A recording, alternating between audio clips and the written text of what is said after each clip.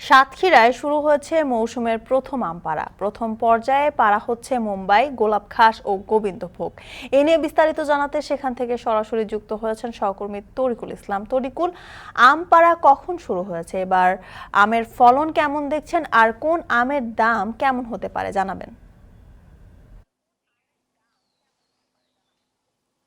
জ্যোতিকা, সাতক্ষীরার বাগানগুলোতে আমের যে আম শোভা পাচ্ছে, বিভিন্ন প্রকারের আম।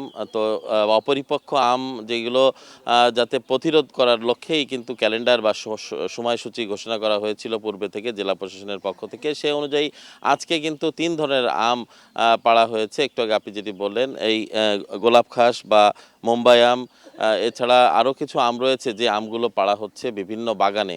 আমি যে বাগানে রয়েছি, আম বাগানে, এখানে 700 আম গাছ রয়েছে। তার মধ্যে কিছু আম যেগুলো আম পরিপক্ক হয়েছে এবং আজকে পাড়ার মতো, সেগুলো কিন্তু পাড়া হচ্ছে সকাল 7:30 থেকে।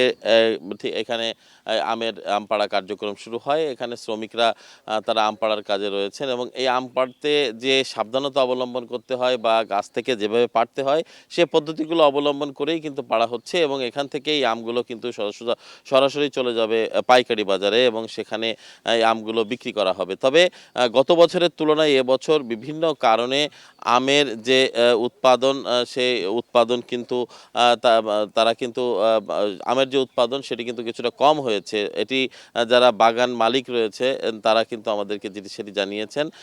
এবং যদিও সকাল 7:30টায় আম পাড়ার কথা ছিল, তবে আগেভাগে সকাল 7টা থেকে কিন্তু আম পাড়া শুরু হয়েছে এই বাগানে।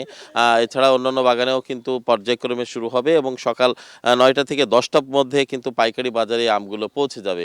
তো আমরা যে কথা বলছিলাম যে এখানে বাগানের যারা মালিক রয়েছে আম বাগানের, তারা আমাদেরকে যেটি জানিয়েছেন যে এই আমগুলো কিন্তু এবছর খরা যে প্রচণ্ড তাপদাহ, সেই তাপদাহের কারণে কিন্তু আমের যে সাইজ আকার সেটি কিন্তু ছোট যেমন হয়েছে, তেমনি অনেক আম গাছের মুকুল এটি কিন্তু পড়ে গেছে। যারা যত্ন নিয়েছেন বা যারা প্রয়োজনীয় সময় পরিচর্যা করেছেন যে বাগানের মালিকরা আম বাগানের, তারা কিন্তু সেই গাছগুলোতে কিন্তু প্রচুর আম এখনো পর্যন্ত রয়েছে বা এখনো ঝড় বা অতিরিক্ত বাতাস না হলে কিন্তু এই আমগুলোই থেকে যাবে এবং বাজারে এগুলো বাজারজাত হবে। তবে আজকের যে বাজার মূল্য, সেটি যারা বাগান মালিক তারা ধারণা করছেন 50 টাকা কেজি দরে হয়তো এটি বিক্রি হতে পারে। তবে সাতক্ষীরার যে আম, এটি কিন্তু প্রতি বছরের মতো এবছরও গত 2 দশক ধরে, বেশি সময় ধরে এটি কিন্তু আগেভাগেই বাজারে আসে এবং বাংলাদেশের অন্যান্য অঞ্চলে যে আম চাষ হয়ে থাকে বা আমগুলো কিন্তু দেরিতে আসে। এছাড়া এই গত 2015 সাল থেকে ইউরোপ এবং আমেরিকার বাজারে কিন্তু সাতক্ষীরার বাজার থেকে এই আমগুলো যাচ্ছে।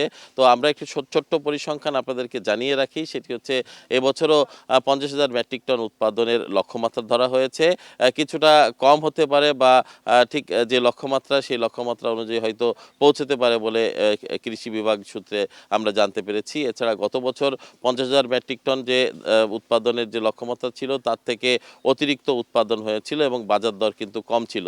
তো এই ছিল আমার কাছে সাতক্ষীরার আমবাগান থেকে আজকে যে সকাল থেকে আম পাড়া শুরু হয়েছে সকাল 7টা থেকে, সেই আম পাড়ার সর্বশেষ খবর। মৌসুমের প্রথম আম পাড়ার খবর জানাচ্ছিলেন সাতক্ষীরা থেকে সহকর্মী তরিকুল ইসলাম।